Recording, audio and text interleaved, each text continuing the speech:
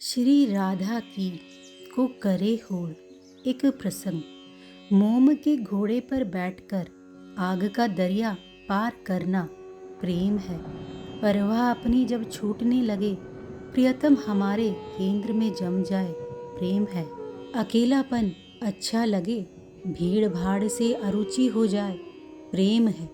अपना सिर काट कर गेंद बनाकर खेलने की हिम्मत हो, प्रेम है। कभी मुस्कुराना कभी रोना आ जाए, प्रेम है। सहन शक्ति बढ़ जाए, गाली और तारीफ का महत्व खत्म हो जाए, प्रेम है। न चाहने के बाद भी उसकी यादें बनी रहे, प्रेम है। उसके लिए जगत से लड़ने की भी शक्ति आ जाए, प्रेम है। जगत क्या कहता है ये बात महत्वहीन लगने लगे, प्रेम है। हे वज्रनाभ, ये प्रेम है। हाँ, यही प्रेम है। और इसी दिव्य प्रेम का संदेश देने के लिए ही श्री राधा रानी का प्राकट्य हुआ इस धरा पर। महर्षि सांडिल्य बोले, बरसाने में एक माता थी, बड़ी घमंडी थी। बरसाने की महिलाएं इसे मानती थी क्योंकि सबसे बूढ़ी माता थी। जटिला नाम था इसका। इसकी बहू थी। नाम तो कुछ और ही था बहू का, पर अपने घर जब ये बहू लाई तब नाम बदल दिया। नाम रखा बहू का सावित्री। पौराणिक महान सती सावित्री के नाम से बहू का नाम रखा। ईर्ष्यालु थी ये माता जटिला। अहंकार तो चरम पर था। अहंकार था इस माता को अपने परम सती होने का।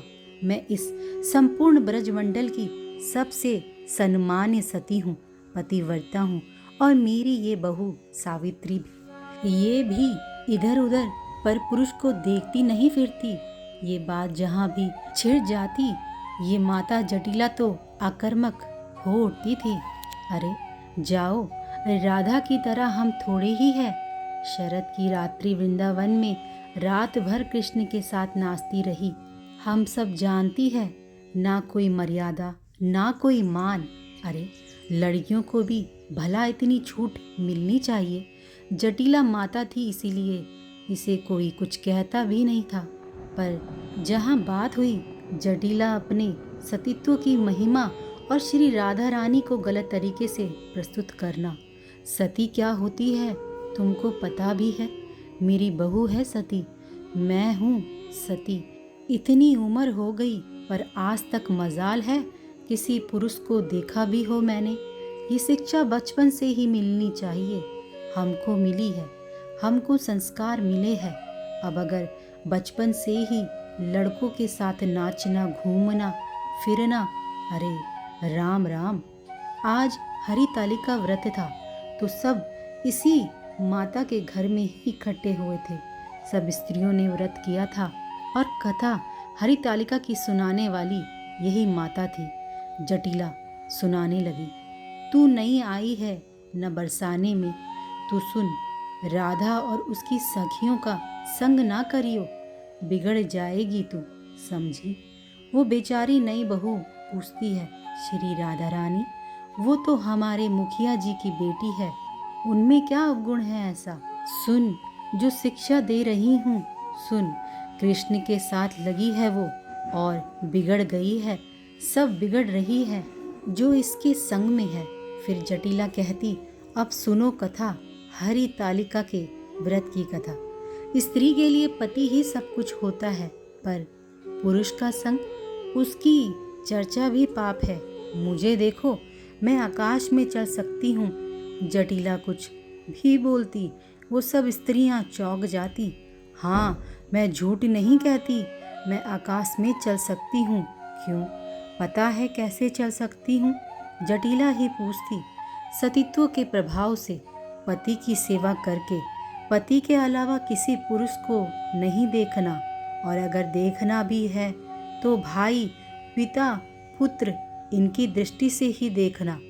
वो माता जटिला खूब बोलती, खूब कहती। उसकी बातों में सिर्फ अपनी प्रशंसा और श्री राधा रानी की निंदा। हो गई खत्म हरितालिका व्रत और उसकी कथा। सब प्रणाम करके जटिला के घर से निकलती। फिर बातें हैं, वो तो कानों से होती हुई फैलती ही है। फैली बरसाने में, राधा, बेटी। कीर्ति रानी ने श्री राधा को बुलाया। राधा, क्या सुन रही हूँ मैं ये आजकल? क्या सुन रही हो माँ?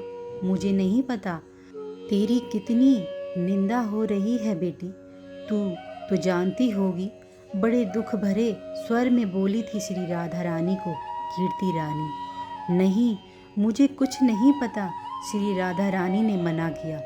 राधा, वो जटिला है ना, वो सबके कान भर रही है तेरे बारे में, कितना भला बुरा कहती है वो। कहने दो ना मैया, अब ऐसे कहने वालों का कोई मुंह तो बंद कर नहीं सकता।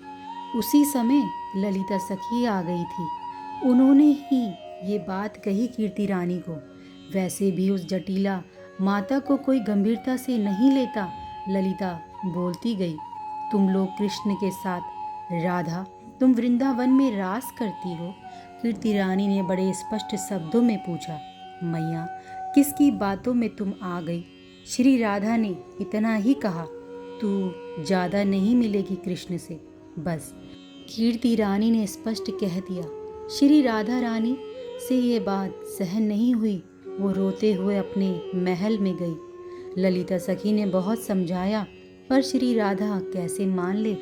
क्या कृष्ण से मैं अब नहीं मिल सकूंगी ललिते? फिर मैं कैसे जीवित रहूंगी? कृष्ण मेरे प्राण है, कृष्ण मेरी सांसें है, मेरी धड़कन है। ललिते, कुछ कर। हिलकियों से रोती रही थी रात भर श्री राधा रानी।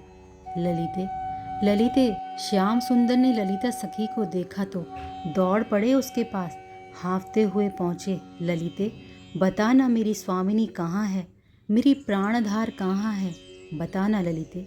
ललिता सखी के पैर ही पकड़ने लगे थे श्याम सुंदर तो। वो बहुत दुखी है, ललिता ने सजल नेत्रों से कहा। पर क्यों? कारण कौन है? मुझे बताओ ललिते। श्याम सुंदर परेशान हो उठे थे। हमारे बरसाने में एक सती है, उसका नाम जटिला है। हे श्याम सुंदर, वो अपने आप को सती अनुसुईया के बराबर मानती है। वो अपनी बहू को भी सती और पतिव्रता बनाए हुए है। ललिता सखी बोले जा रही थी। वो जटिला हमारी श्री राधा रानी को बराबर ताने देती रहती है। नहीं नहीं, सामने बोलने की हिम्मत नहीं है, पर बरसाने में सबको कहती है कि राधा बिगड़ गई है, वो कृष्ण के साथ है। तुम्हारा नाम लेकर बेचारी हमारी लाडली को दुख दे रही है। वो कहती है इस छोटी अवस्था से ही जो बिगड़ जाती है, वो पतिव्रता कहाँ हो पाती है, उनमें सतीत्व कहाँ रह पाता है। सतीत्व, पतिव्रता। कृष्ण हंसे। हमारी श्री राधा रानी के बराबर कौन सती है? हमारी श्री राधा रानी के बराबर कौन पतिव्रता है? सती अनुसुईया या महान सती अरुंधति, ये भी तो हमारी श्री राधा रानी की चरण धूलि को चाहती है। हंसे श्याम सुंदर ये कहते हुए। चलो स्वामिनी को कह देना, अब उस सती जटिला का उपचार होगा और पूरा ब्रजमंडल देखेगा। इतना कहकर गंभीर हो श्याम सुंदर वहाँ से चले गए थे। मौन हो गए थे। महर्षि सांडिल्य कुछ सोचने लगे। वज्रनाभ ने पूछा, गुरुदेव फिर आगे क्या हुआ?